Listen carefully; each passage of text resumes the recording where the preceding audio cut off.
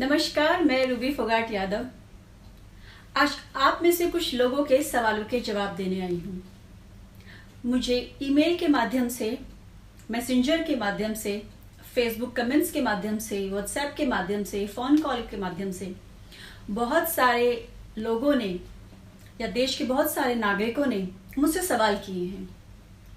उन्होंने मुझे पूछा है कि जब इस समय देश के अंदर पूरा देश कोरोना की महामारी से लड़ रहा है, तो ऐसे में आध्यात्मिक यात्रा में लोगों को ले जाने का या फिर आंतरिक यात्रा से उनको अवगत कराने का क्या लॉजिक है, क्या कारण है और इससे जनता को या इससे लोगों को क्या फायदे होंगे।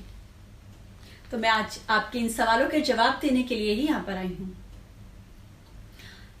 आज ये वैश्विक महामारी कोविड-19 कोरोना वायरस पूरे विश्व में फैला हुआ है। इसने हमारे देश के अंदर भी जिंदगियों को अस्त व्यस्त कर दिया है। आज जो हमारी लाइफ है वो अपने ट्रैक से हट गई है।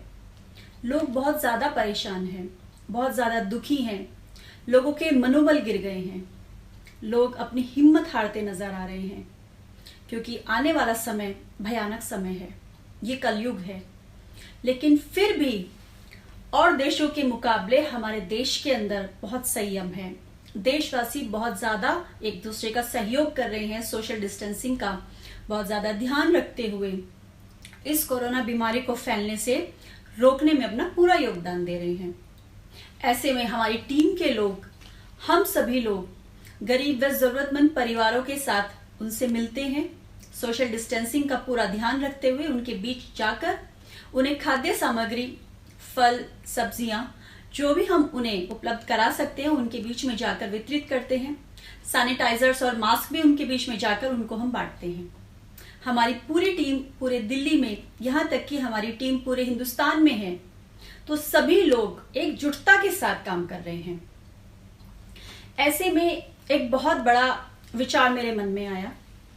मुझे लगा कि जब हम कोई भी युद्ध लड़ते हैं, उस युद्ध को लड़ने के लिए शारीरिक तौर पर तो हम मजबूत हैं, लेकिन क्या मानसिक तौर पर मजबूत हैं? क्या आत्मिक तौर पर मजबूत हैं? किसी भी युद्ध को तब जीता जा सकता है जब हम आत्मिक तौर पर मजबूत हो, जब हमारा मनोबल बहुत ऊपर हो, जब हम मानसिक तौर पर बहुत मजबूत हो। तो हम जो देश के सिपाही हैं, हम सभी लोग, देश की जनता, आज पूरा देश, आज हिंदुस्तान का एक एक वासी इसको पूरे युद्ध की तरह से ले रहा है। कोरोना की इस लड़ाई में अपना योगदान तो हम सभी दे रहे हैं, लेकिन कहीं ना कहीं किसी का भी मनोबल ना गिरे, इसीलिए मैंने अपने मन में ये विचार लाया और मैं इस विचार पर चलने के लिए तैयार हो गई। क्योंकि हमारे ही देश के अंदर आध्यात्मिक यात्रा के सारे सूत्र हैं, आत्मिक यात्रा के सारे सूत्र हैं। सभी ज्ञान, सभी अनुभव, सभी चीजें इसी देश में मौजूद हैं। हमारे ही देश की धरोहर को ले जाकर आज विश्व में लोग अलग अलग देशों में अपनी अपनी फील्ड में नाम कमा गए, क्योंकि उनको आध्यात्मिक यात्रा करना आ गया, क्योंकि उनको अपने सबकॉन्शियस माइंड से काम लेना आ गया, ब्रह्मांड की शक्तियों से काम लेना आ गया, अपने शरीर को स्वस्थ करना आ गया, अपनी आत्मा की खुराक जो भक्ति है, साधना है, वो करना आ गया।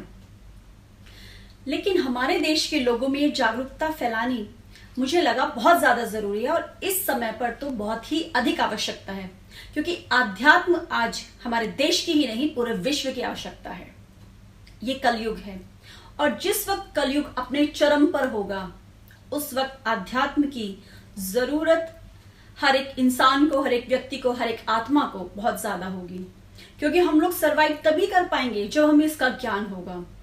और जब कलयुग चल ही रहा है और अपनी चरम पर है, तो इसको मात देने के लिए हम सभी को आंतरिक यात्रा में आना ही होगा। इसीलिए जब मैंने अपना मन बनाया कि जो मेरे पास ज्ञान है, क्योंकि करीब 2 दशक के बाद जिस ज्ञान पर मेरी धूल जम गई थी, जो मेरा अनुभव था जीवन का, उस यात्रा को मैंने फिर से प्रारंभ किया। वीडियो बनाने से पहले मैं उस यात्रा पर, अपने उस ज्ञान पर, उस अनुभव पर फिर से काम कर रही हूं, तब मैं वीडियो बनाती हूँ।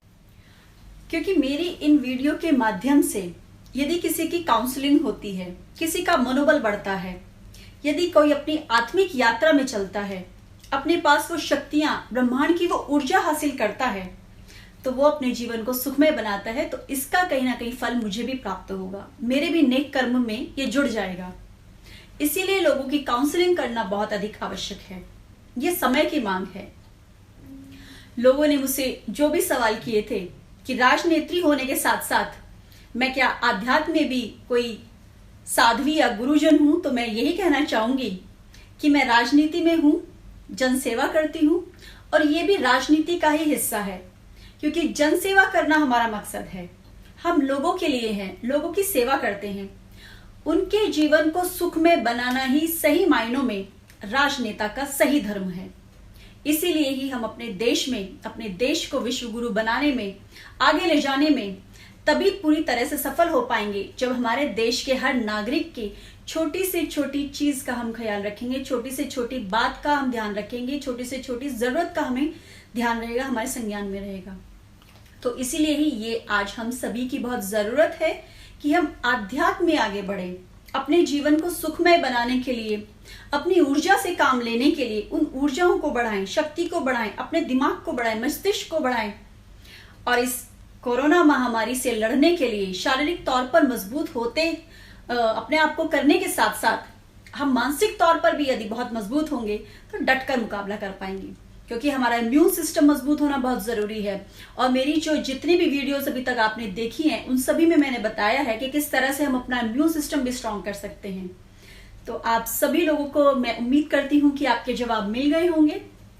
तो इसी तरह से मेरे साथ आंतरिक यात्रा, आध्यात्मिक यात्रा, स्पिरिचुअल जर्नी में आप सफर करते रहिए और अपने जीवन को सुख में बनाइए, ज्ञान प्राप्त करके अपने अनुभवों के माध्यम से अपने ही जीवन को आप यदि सुखमय बनाते हैं तो आप अपने आसपास के वातावरण को भी खुशनुमा बना देंगे। तो इस देश का साथ दीजिए, देशवासियों का साथ दीजिए, और जो ज्ञान आप प्राप्त करते हैं उसे दूसरों में भी बांटिए। बहुत बहुत धन्यवाद। जय हिंद, जय भारत, नमस्कार।